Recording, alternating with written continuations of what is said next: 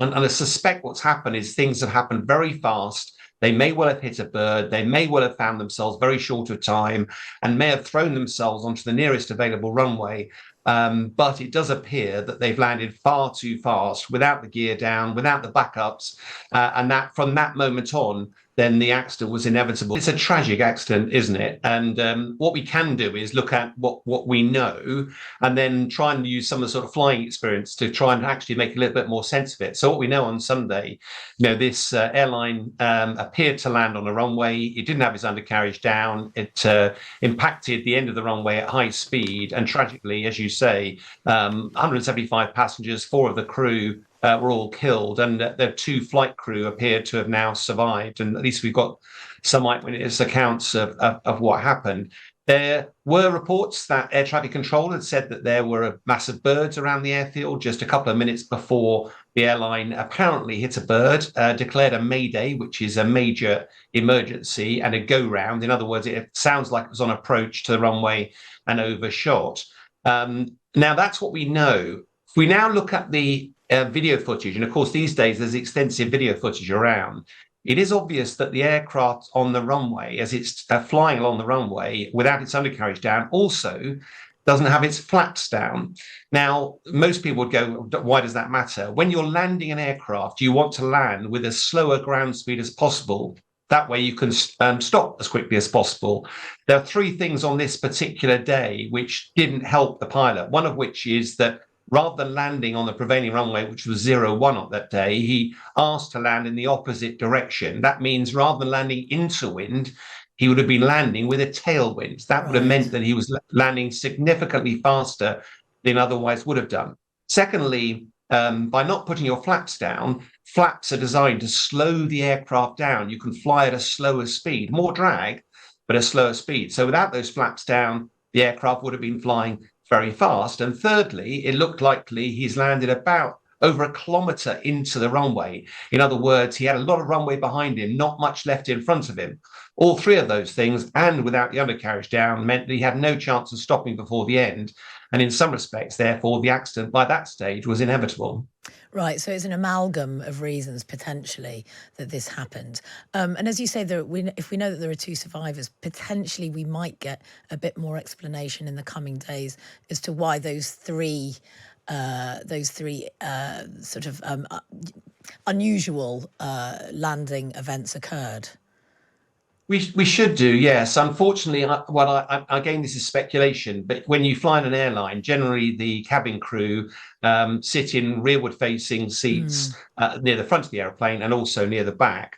If you look at the way the accident happened, I suspect what's happened is the 2 cabin crew that were in the back of the aircraft in rearward-facing seats are probably the ones that would have survived this accident. I think, though, what's been fascinating is that there will be a board of inquiry. There'll be a massive investigation. The black box will be sifted through. That collects all of the data. They'll be able to find a great deal of the answers to the questions that we're currently posing will be in that black box. And unfortunately, it'll take probably several weeks, maybe months, before they know the answers to those. But I do say, from an aircrew perspective, there's some really odd things here. If they did have a bird strike, the worst that could happen generally is it takes out one of the engines. Now, this aircraft is a 2-engine aircraft. A 737 is quite capable of taking off and landing with just one engine. So, and it's really unlikely it would have taken out both of the engines. If it had done, it wouldn't have had the power to come around. The second question is, why on earth didn't it lower its landing gear and its flaps? Because it's not like in a car, in an aircraft, you have lots of backup systems. There's lots of redundancy. And I suspect what's happened is things have happened very fast. They may well have hit a bird. They may well have found themselves very short of time and may have thrown themselves onto the nearest available runway. But it does appear that they've landed far too fast without the gear down, without the backups. And that from that moment on, then the accident was inevitable. But it's a tragic loss, and particularly given that the airlines have such a great safety record, that this particular accident was such a travesty of the number of people who've lost their lives. There will be a very, very detailed investigation. And I think also the people who make the aircraft, the Airbus aircraft, I suspect, or the 737-800, sorry, that has crashed, they'll also be very worried to make sure there's nothing actually intrinsically wrong with the aircraft itself. Yeah. What about the Azerbaijan Airlines crash, Sean? What's the latest on that?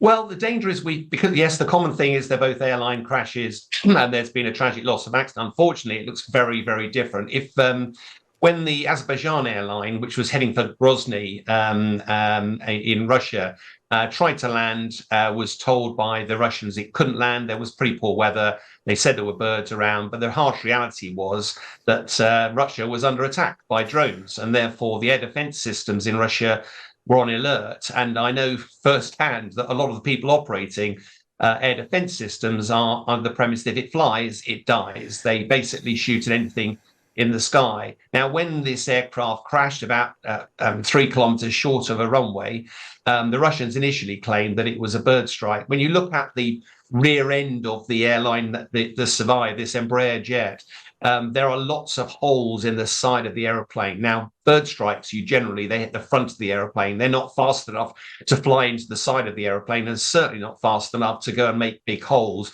And there's a scattering of holes. You can see evidence of what looks like shrapnel damage. Therefore, that's almost certainly that either a missile's fired or there's been some other ground-based air defense systems. Even some of the crew talk about at least 2, maybe 3 loud explosions that happened. That's all synonymous with some form of air defense missile. And I think what we're seeing now is diplomatically, President Putin has apologized. He hasn't said it was Russia's fault, but apologized for the incident. But the Azerbaijanis inevitably will want questions because it looks very, very likely that aircraft was shot down by Russian air defense systems. Let's turn now, Michael, to South Korea, where the country is in mourning after more than 170 people died when a plane crashed as it was landing on Sunday morning. South Korea generally seems to be in quite a lot of turmoil at the moment. Law enforcement officials have requested a court warrant to arrest the impeached president, Yoon Suk-yeol.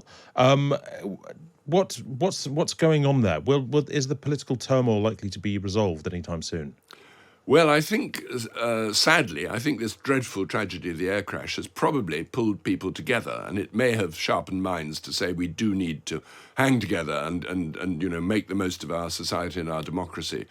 We've had turmoil over 2 or 3 weeks now, the impeachment of the president, and then the second impeachment of the person who succeeded him, and then riots in parliament and sort of fisticuffs and things of that kind. Pretty unbecoming. South Korean democracy has been pretty healthy, but it doesn't have a very long history. And we've had dictatorships, 30, 40 years ago for some time.